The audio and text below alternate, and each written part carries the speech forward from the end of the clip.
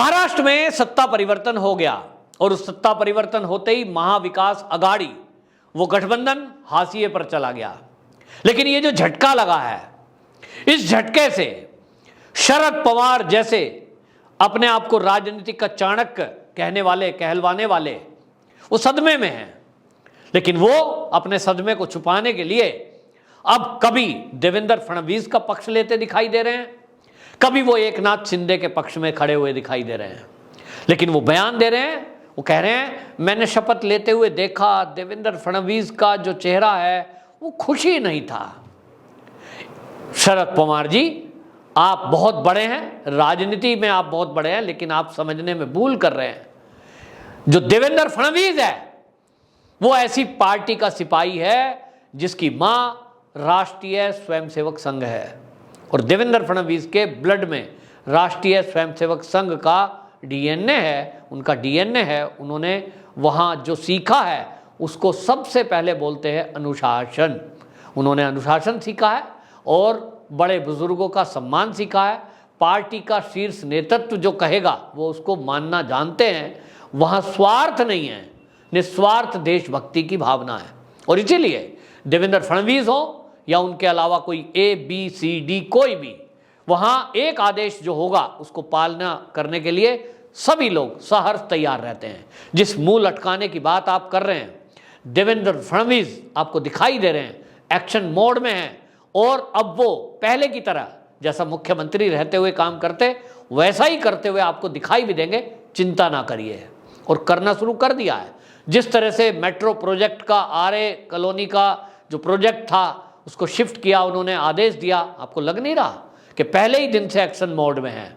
वो अपने वो सब काम पूरे करेंगे जो मुख्यमंत्री पद पर रहते हुए कर रहे थे और अधूरे रह गए थे।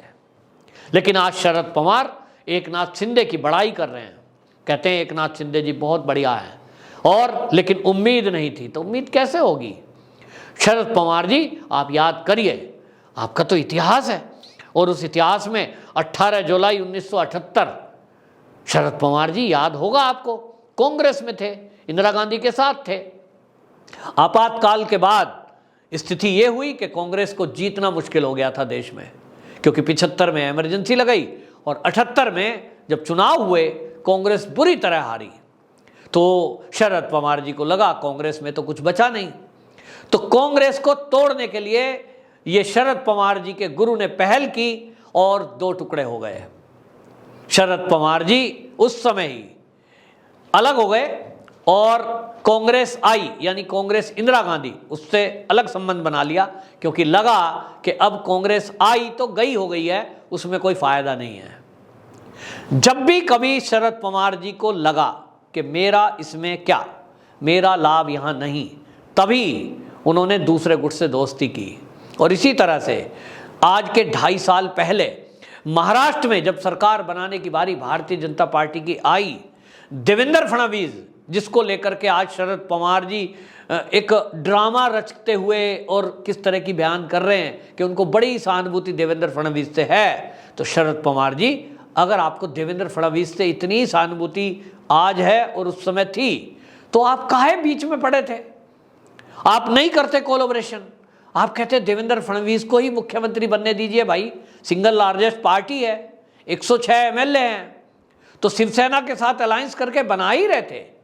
लेकिन शरद पवार जी ने संजय राउत के जरिए पासा फेंका, क्योंकि वो जानते थे कि भारतीय जनता पार्टी का अगर सीएम बनेगा, देवेंद्र फडणवीस अगर सीएम बनेगा, तो जितने घपले घोटाले, चाहे वो अजीत पवार ने किए हैं, शुगर मिल के हुए हैं, बैंकों के घोटाले हुए हैं, जमीनों के घोटाले हुए हैं, किसानों की जमीन जो कब्जाई है, वो सब घोटाले खुलेंगे। क्योंकि चुनावी घोषणा पत्र में भारतीय जनता पार्टी ने महाराष्ट्र की जनता से जो वादे किए थे, ये शरद पवार जी अच्छी तरह जानते हैं कि भारतीय जनता पार्टी का जो भी चुनावी घोषणा पत्र होता है वो महज घोषणाएं नहीं होती, वो वादा होता है और वो संकल्प पत्र उसको बोलते हैं। संकल्प लेते हैं कि यदि हम सत्ता में आए तो इसको पूरा करेंगे। भारतीय जनता पार्टी की महाराष्ट्र इकाई ने जो संकल्प पत्र तैयार किया था, जो घोषणा पत्र तैयार किया था, उसमें यह वादा था जनता से कि ये जितने जमीनों के घोटाले किए हैं इसमें हम जो भी होंगे उनको जेल में डालेंगे। तो आज जो हमको दिखाई दे रहे हैं, जो 2.5 साल कोई भी जेल में नहीं जाता दिखाई दिया, अजीत पवार 1,500 करोड़ रुपए की संपत्ति उनकी ईडी ने कुर्क की है, शरद जी पवार फंसते दिखाई दे रहे हैं, और इसी तरह अजीत पवार की बहनें, उनके ऊपर रेड हुई है, अभी मामला पेंडिंग है। संजय राउत 1,034 करोड़ पत्राचाल सोसाइटी, फंसते दिखाई दे रहे हैं। उनकी पत्नी प्रवीण राउत की पत्नी से पैसे लेती है, अभी मामला पेंडिंग है। और ये सारा मामला आपको पता था कि यदि भारतीय जनता पार्टी की सरकार आ गई तो फिर ये सारे घपले घोटाले खुलेंगे और चाचा भतीजे और ये जो संजय राउत जी, ये सब जेल में जाते दिखाई देंगे। और इसलिए आपने विपरीत विचारधारा होते हुए भी उद्धव ठाकरे को चुना, क्योंकि आप जानते थे उद्धव ठाकरे वो व्यक्ति है जिसको आप रबर स्टैंप की तरह इस्तेमाल कर सकते हो। और ऐसा महाराष्ट्र में किया भी। सारा गेम प्लान जो भी हुआ है, जो 2.5 साल का कार्यकाल है, यदि आप गौर से देखेंगे तो आपको पता चलेगा कि जैसा एकनाथ शिंदे जी बार बार कह रहे हैं पिछले 7 दिन से कि शिवसेना का नुकसान करने वाला और कोई आदमी नहीं है, वो है एनसीपी, शरद पवार। एक अजगर की तरह एनसीपी को उन्होंने बताया कि किस तरह से वो शिवसेना को निगल रही है। उद्धव ठाकरे जी को समझ में नहीं आया, क्योंकि वो सत्ता की कुर्सी जो थी मुख्यमंत्री की, उसके मद में, उनके नशे में, वो उनका दिमाग काम नहीं कर रहा था, सोचना नहीं चाहते थे। अगर सोचना चाहते होते तो एकनाथ शिंदे की सलाह को मानते, समझते कि तुम्हारा कितना नुकसान इस एनसीपी ने कर दिया है। 2.5 साल में आपका इतना नुकसान हो गया कि आपकी लोकप्रियता पूरे महाराष्ट्र में अब खत्म हो गई है। अब लोग कह रहे थे कि इस सरकार को गिराओ, इसका हिंदूवादी एजेंडा खत्म हो गया, ये कांग्रेस से समर्थन कर ली, ये मुंबई के सीरियल बम ब्लास्टों को मंत्री पद दे दिया इन्होंने, इस शिवसेना सोनिया सेना हो गई है, ऐसा लोग खुलेआम कह रहे थे। अगर ये 2.5 साल और सत्ता इसी तरह चलती रहती तो सबसे ज्यादा फायदा इस सरकार में, जो उद्धव सरकार थी, अगर कोई उठा रहा था तो वो थे शरद पवार। शरद पवार यूं तो डायरेक्टली उन्होंने कोई पद सरकार में नहीं लिया था, वो सांसद हैं, लेकिन एक एक मंत्री उनके बिना इशारे काम कर ही नहीं रहा था। अंदर की खबरें, अंदर की चीजें अब निकल कर आएंगी, जांच होगी।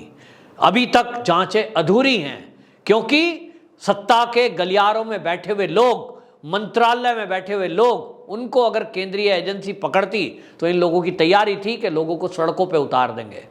हमने राजनीतिक दलों का ऐसा देखा है कि वो बदले की भावना से कार्रवाई हो रही है ऐसा कहकर अपनी कार्यकर्ताओं को इमोशनली वो उनका इस्तेमाल करते हैं और सड़कों पर उतार के उत्पात मचाते हैं, केंद्र सरकार पर दबाव बनाने की कोशिश करते हैं, माहौल खराब करके।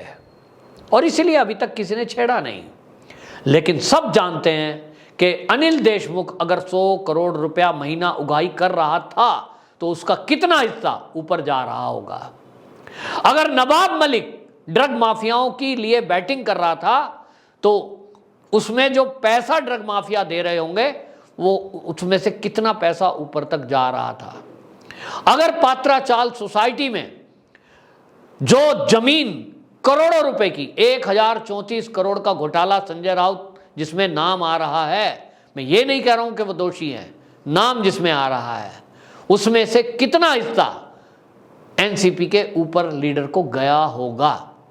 अब ये किसको गया, कितना गया, ये सब जांच का विषय है। और निश्चित रहिए शरद पवार जी, इन सब की जांच होगी, क्योंकि जनता अब उम्मीद लगाई हुई है कि एकनाथ शिंदे और देवेंद्र फडणवीस दोनों मिलकर के, ये जो 2 डबल दिमाग लगेगा, निश्चित रूप से आपको डबल एक्शन दिखाई देगा और डबल तेजी से दिखाई देगा। क्योंकि अब ये नेता भी समझते हैं दोनों कि ये जो नवगठित सरकार है कि इनके पास अपनी छवि सुधारने के लिए अभी एक झटके में केवल 6 महीने हैं। इसी दौरान में बीएमसी का चुनाव होना है और बीएमसी सब चाहेंगे कि बीएमसी पर उनका कब्जा हो और ये भी चाहेंगे भारतीय जनता पार्टी वाले कि एनसीपी और कांग्रेस पीएमसी से सुपड़ा साफ हो। इसके लिए उन्हें काम करना पड़ेगा, भ्रष्टाचार पर लगाम लगानी पड़ेगी। मुंबई में लोगों के ऊपर विश्वास, लोगों का विश्वास उनके ऊपर जमे, ऐसे कुछ काम करने होंगे। और इसी में एकनाथ शिंदे और देवेंद्र फडणवीस मिलकर के जब काम करेंगे, इनके साथ किरीट सोमैया और आपको बता दें बाकी नेता जब मिलकर के भ्रष्टाचार के खुलासे करेंगे, तो आप देखेंगे कि एनसीपी के इसमें कई बड़े नेता आपको जेल जाते दिखाई देंगे। तो शरद पवार जी का जो बयान आया है वो सब इस तरह से एक केवल मैं कहूँगा कि दिखावा है कि वो सहानुभूति दिखाने की कोशिश कर रहे हैं, देवेंद्र फडणवीस के साथ में खड़े होना दिखाई दे रहे हैं। लेकिन अब इन चीज़ों से कुछ होना नहीं है। सब समझते हैं घड़ियाली आंसू किसे कहा जाता है और ये नकली सहानुभूति किसे कहा जाता है। वंदे मातरम।